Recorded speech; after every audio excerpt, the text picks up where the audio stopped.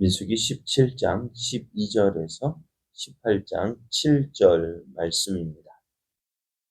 이스라엘 자손이 모세에게 말하여 이르되 보소서 우리는 죽게 되었나이다. 망하게 되었나이다. 다 망하게 되었나이다.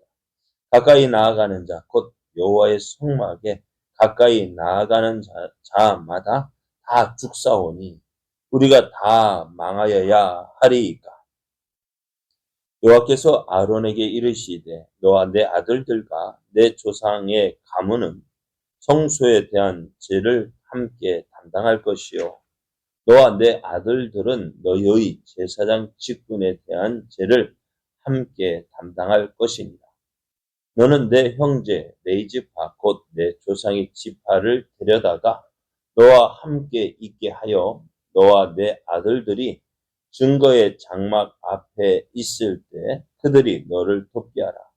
너희 이는 내 직무와 장마의 모든 직무를 지키려니와 성소의 기구와 제단에는 가까이 하지 못하리니 두렵건대 그들과 너희가 죽을까 하노라.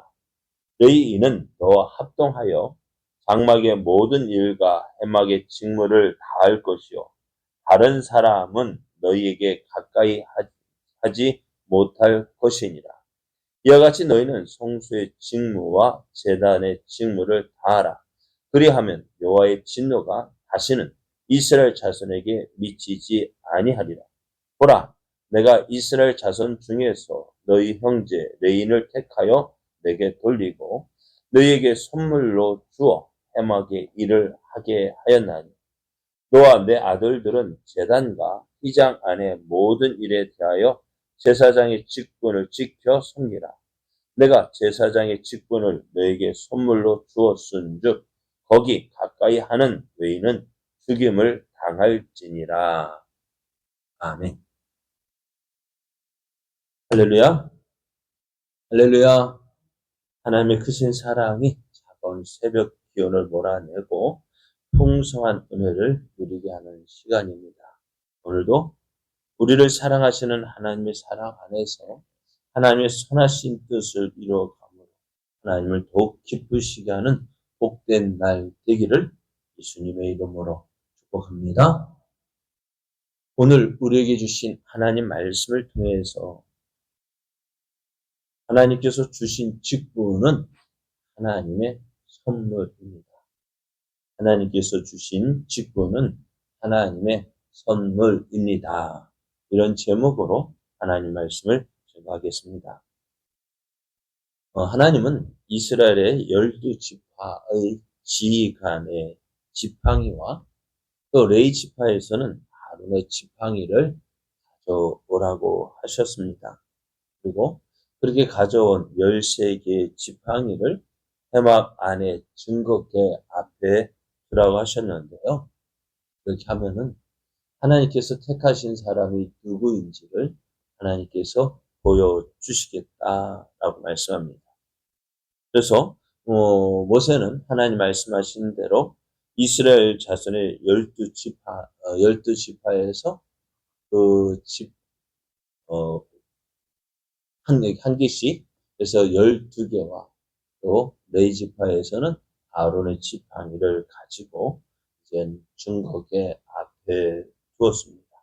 이렇게 하심으로 이제는 이스라엘 자손이 모세와 아론에게 원망의 말을 하지 못하게 할 것이라고 했습니다. 이튿날 모세가 증거궤 앞에 두었던 그 지팡이를 가지고 나왔는데요. 이스라엘의 12지파에서 가져온 그 지팡이는 어떨까요? 그냥 그대로였어요. 죽은 나무 그대로였어요.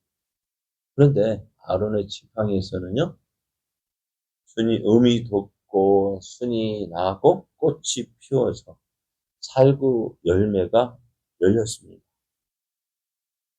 죽은 지팡이, 죽은 나무 잖아요. 지팡이가 살아 있을 리가 없죠. 그죠?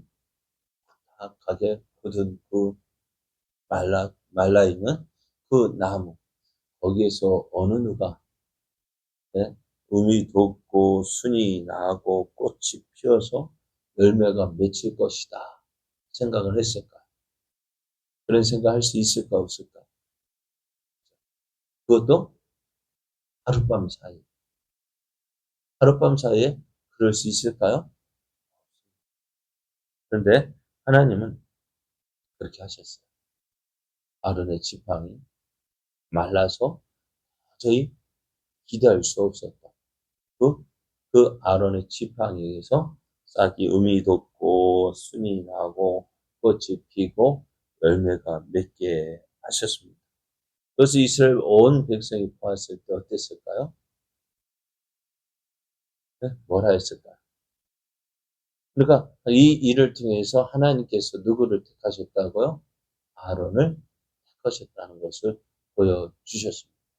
그래서 이 아론의 쌍난 지팡이를 증거기 앞에 두어서 반역한 자에 대한 표징이 되게 하라고 하셨습니다. 그러니까 지금까지 어떻게 사람들이 누구를 모세와 아론을 대적합니다. 그래서 때로는 모세에 대해서 하나님께서 세우신 증거가 있긴 한데 아론에 대해서는 어땠을까요? 괜히 아론은 모세로 인해서 어떻게 돼요? 제사장 직분을 행한 것처럼 보였을런지 몰라요. 왜? 아론이 형이니까. 그러나 그 아론에 대해서도 하나님 뭐라 말하죠? 아론도 하나님께서 택하셨다라는 그 증거를 보여주신 거예요. 그래서 어느 누구도 이제 아론에 대해서도 어떻게 해요? 비방하지 못하게 하셨습니다. 자, 이제 이스라엘에는요, 고라와 다단과 아비람의 반역 사건 이후에 두 가지 징표가 있게 되어졌어요. 어떤 거요?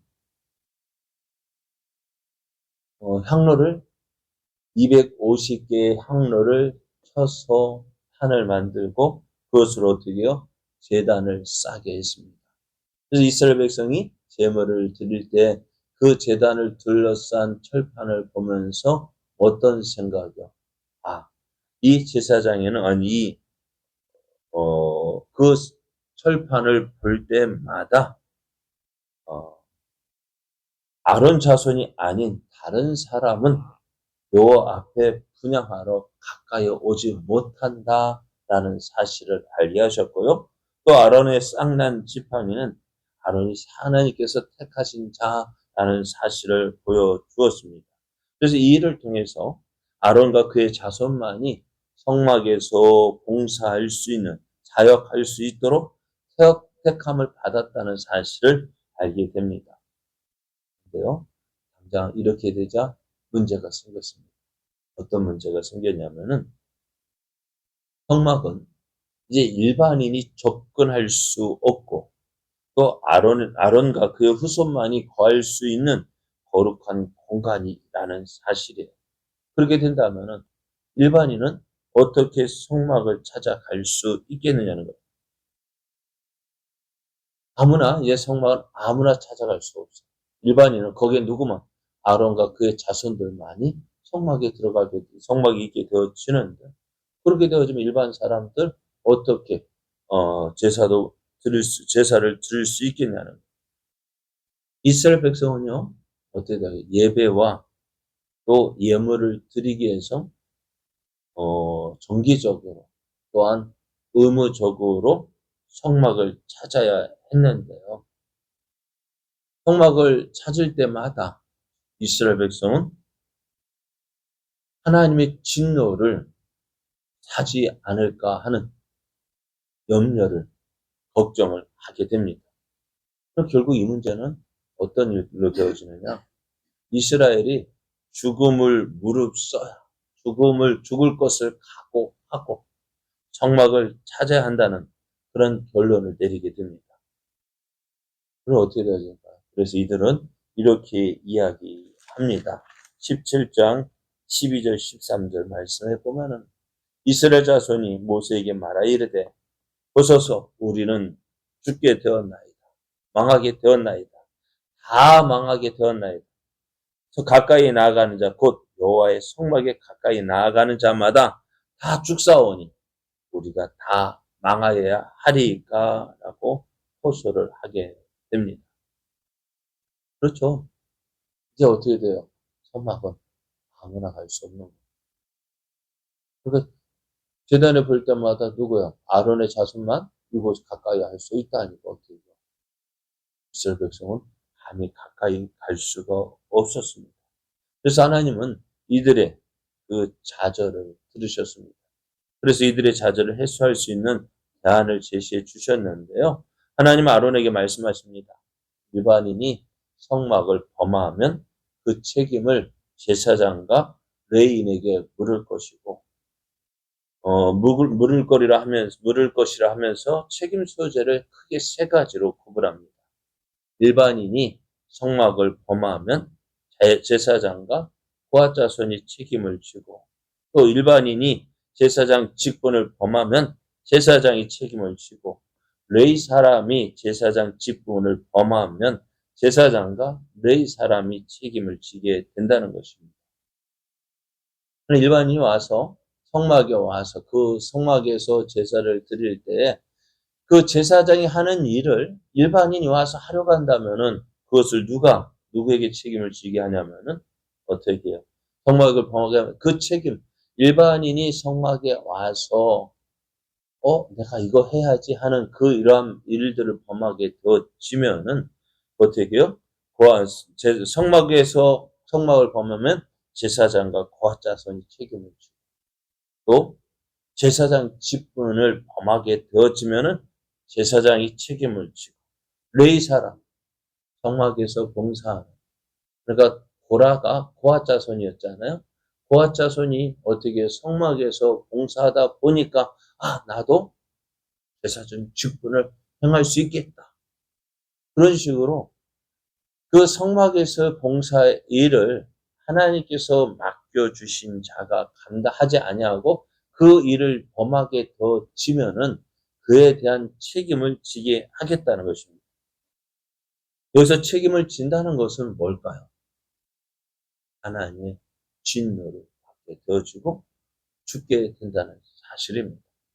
그래서 레위 사람과 제사장은 두려움과 떨림으로 각각 맡겨진 사역을 감당해야 합니다. 하나님께서 맡겨주신 일, 사역이요. 여러분 그것이 뭐냐? 하나님의 선물이자 특권. 그래서 사역하면서 많은 기쁨과 보람을 느끼게 됩니다. 또 하나님께서 하나님의 성막에서 사역을 한다는 거. 그거 아무나 할 수 있는 거 아니잖아요. 그죠? 아무나 할 수 있는 것 아니기 때문에 이것은 특권. 그리고 이 일은 또 하나님의 선물인 것입니다. 하지만 사역이요. 항상 즐거운 것이 아닙니다. 모세 보십시오. 아론 보십시오. 그에게 사역을 직분을 맡겨 주었더니 어때게요? 그에 대한 책임도 따르게 되어지고 모든 원망을 누가 듣게 되어져요? 모세와 아론이 듣게 되어졌잖아요. 그러니까 이 사역이요. 기쁨과 보람도 있지만은 때로는 고통스럽고 감당하기 어려운 십자가로 여겨질 때가 있다는 것입니다. 그 일을 어떻게 견뎌내고 시간이 흐르면 그 고통도 의미가 있고 복된 사역의 일부였음을 깨닫게 되어집니다. 오늘 하나님께서 레인들에게 오늘 아론과 그의 자손 레인들에게 성소에서 봉사할 수 있는 직무를 주셨는데요. 그것이 뭐라고요? 하나님의 선물이라고 말씀합니다. 그래서 하나님께서 맡겨주신 그 자리에 빼앗기지 마십시오. 하나님께 내게 맡겨주신 그 자리요. 아끼지 마십시오. 그 자리를 지키십시오. 그럼 어떻게 하면 빼앗길까요? 충성하지 않아요. 빼앗겨. 충성하지 않은 자에게 직분을 맡겨줄 수 없잖아요. 죄송합니다만은 교회 안에요. 집사 직분이 너무 흔하잖아요. 그죠? 또 교회 직분이 너무 흔하잖아요. 그렇기 때문에 뭐 당연히 받는 것이라고 생각하고 받았으면 어떻게 해요? 그냥 명예로 받는 거 아닙니다. 교회 직분은 명예가 아닙니다. 감당할 수 있어요. 감당해야 합니다. 왜요? 하나님께서 그냥 직분 맡겨주신 것이 아니에요. 충성하라고 맡겨주신 것이고요. 충성하지 못하면은 그에 대한 책임도 지게 되어지고요. 또 그에 대한 책임을 져야 되는데 어떻게 될까요? 오늘 하나님께서 레위인들에게 해막에서 성막에서 봉사할 수 있게 하셨는데 그에 대한 책임을 지라고 하십니다. 그의 자리를 다른 사람에게 빼앗기지 말고. 그런 성막에서 제사를 하는데 일반인이 와서 그 제사장이 성해막에서 일 내가 하겠다고 하면 그 범하게 되어지면 어떻게 그에 대한 책임을 지라고 하셨잖아요. 내게 주신 귀한 직분 하나님의 선물입니다. 선물 어떻게 함부로 대하다 보면은 그 선물 준 사람이 그거 보게 되면 기분이 좋을까 안 좋을까? 어떨까요? 내가 누구에게 뭐 선물 줬는데 뭐 하찮은 거라도요. 그거 가보니까 어때요? 저쪽 마당에서 뒹굴고 있으면 기분 좋아요, 안 좋아요? 직분도 어떻다고 함부로 그냥 대충 하면은요. 그 직분 선물을 주신 하나님도 그럴 거예요.